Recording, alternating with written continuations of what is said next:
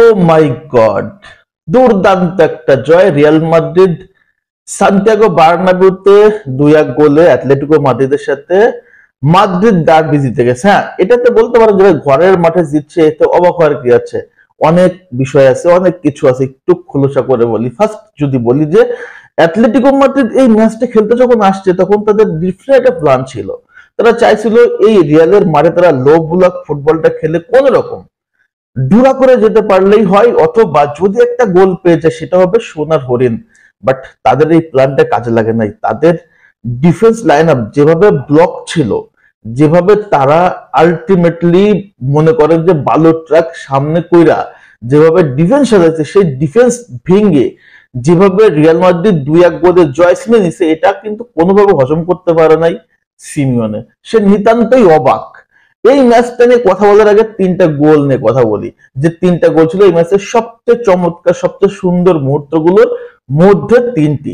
1 নম্বর গোল ভালভার্দের cross থেকে আপনার Rodrigo যে চমৎকার বলটা রিসিভ করে তাদের ডিফেন্সের এই যে শক্ত ডিফেন্স, একদম মানে টাইট ডিফেন্স, লো ব্লক ডিফেন্সকে ভেঙে যেভাবে আসলে চমৎকার গোল করলো 4 মিনিটে, এই গোলটা আমার কাছে অনেক দিন আসলে চোখে লেগে থাকবে।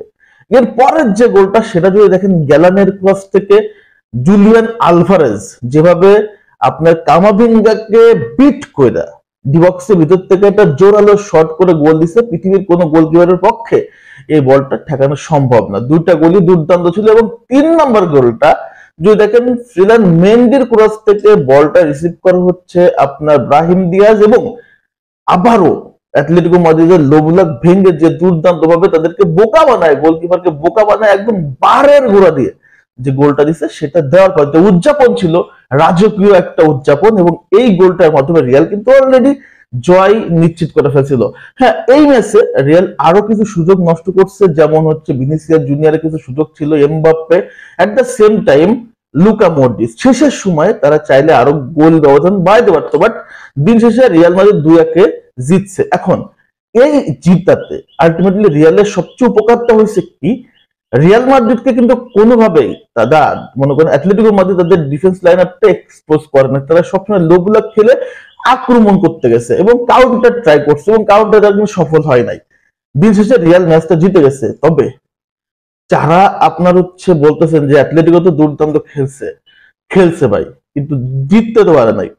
আপনাকে মাথায় রাখতে হবে যে রিয়াল মাদ্রিদের যে খেলাটা কথা ছিল, তারা কিন্তু সেটা খেলতে পারে না, কারণ তাদের লো ব্লকের জন্য। এখন সিমিওনে যেহেতু হেরে গেছে, এখন তাদের ঘরের মাঠে যখন খেলা হবে মেট্রোপলিটনে, তখন কিন্তু সিমিওনের সম্ভব হবে না লো ব্লক খেলা, কারণ তাদের ম্যাচ জিততে হবে। এবং ম্যাচ যখন জিততে চাইবে রিয়াল মাদ্রিদের এগেইনস্টে, রিয়াল মাদ্রিদ সবসময় কি চায় যে প্রতিপক্ষ তাদের আক্রমণ করুক, প্রতিপক্ষ তাদেরকে আক্রমণ করে তাদের ডিফেন্সটা খোলসা করে দিক। ওই খোলসা করা ডিফেন্সকে, ওই এক্সপোজ হওয়া ডিফেন্সকে রিয়াল যে কিভাবে ক্ষত বিক্ষত করতে পারে আমরা সবাই জানি। সো একটা চমৎকার একটা ডার্বি কিন্তু আমরা আপনার মেট্রোপলিটনে দেখতে যাচ্ছি, যে ডার্বিটাতে আমার মনে হয় অনেক বেশি গোল হবে। কারণ অ্যাটলেটিকো মাদ্রিদ ওই ম্যাচটাতে অন্তত তারা ম্যাচটা জিততে চাইবে, তারা তো ম্যাচ জিততে চাইবে ঘরের মাঠে। তা না হলে তো ড্র করলে তো আলটিমেটলি রেজাল্ট বেরোবে না, রিয়াল মাদ্রিদের কাছে তারা হেরে যাবে। সো এই চ্যাম্পিয়ন্স লিগে যদি তাদের টিকে থাকতে হয়, তাহলে অবশ্যই তাদের ওই ম্যাচটাতে গোল করতে হবে। তো আমি মনে করি ওই ম্যাচটার, যেমন এই ম্যাচটাতে রিয়াল মাদ্রিদের হয়ে রদ্রিগো, বেল, তারপর হচ্ছে ব্রাহিম দিয়াজ এবং ফেদেরিকো ভালভার্দে যে পারফরমেন্স করছে, এবং সাথে যদি যোগ হয় বেলিংহাম, তাহলে চিন্তা করেন সোনাই সোহাগা এবং অ্যাটলেটিকো মাদ্রিদের জয়টা আবারও বড় অঙ্কের হবে রিয়াল মাদ্রিদের জন্য। এই ম্যাচে বেলিংহাম ছিল না, মিডফিল্ড দেখছি কতটা আসলে নাজুক, বিশেষ করে কামাভিঙ্গা, চুয়ামেনি কি কোনোভাবে আসলে মিডফিল্ড কন্ট্রোল করতে দেখি নাই। এই মিডফিল্ডে যদি বেলিংহাম থাকতো, তাহলে এই মিডফিল্ডের ভিতর থেকে বল নিয়ে যাওয়া, কাউন্টার দেওয়া অ্যাটলেটিকোর পক্ষে সহজ হলেও বেশ মুশকিল হয়ে যেত। সহজ হতো না, কঠিন হয়ে যেত। তো আশা করি নেক্সট ম্যাচটা আরো দুর্দান্ত হবে এবং রিয়াল মাদ্রিদ তাদের ঘরের মাঠে কাঙ্ক্ষিত যে জয়টা দরকার ছিল সেটা পেয়ে গেছে। তবে জয় যদি আরো 1 গোল অর্থাৎ 3-1 হতো, তাহলে মনে হয় আরো রেজাল্টটা চমৎকার হতো। সো আনচেলত্তির ফার্স্ট প্ল্যান পারফেক্ট, এবং রাজকীয় মাদ্রিদ তাদের ঘরের মাঠে সান্তিয়াগো বার্নাব্যুতে জয় নিশ্চিত করছে। এখন জয়টা হচ্ছে মেট্রোপলিটনের জোড়া হলেই রিয়াল বাজিমাত, এবং রাউন্ড অফ 16 মাদ্রিদ ডার্বি আবারও চ্যাম্পিয়ন্স লিগ থেকে অ্যাটলেটিকো মাদ্রিদকে রিয়াল মাদ্রিদ কিক আউট করে দিবে। সো গতকালকে ম্যাচটাতে বিশেষ করে রদ্রিগো যে পারফরমেন্স করছে, অনেকে চিন্তা করতে পারেন রদ্রিগোকে ভিনির জায়গায় খেলানো উচিত, আমি অন্তত মনে করতেছি না। যেখানে সেখানে থাক, আর একটু ওয়েট করেন। তবে এই ম্যাচটাতে Rodrygo man of the match হয়েছে এবং যে পারফরমেন্স করছে রিয়েলি দুর্দান্ত। এই পারফরমেন্সটা কিন্তু নেক্সট ব্রাজিলে যদি ক্যারি করে তাহলে সোনাই সুহাগা। সো গতকালকে ম্যাচ নিয়ে আপনাদের মতামতটা কি অবশ্যই কমেন্টস করে জানাবেন। সবাই ধন্যবাদ, আল্লাহ হাফেজ।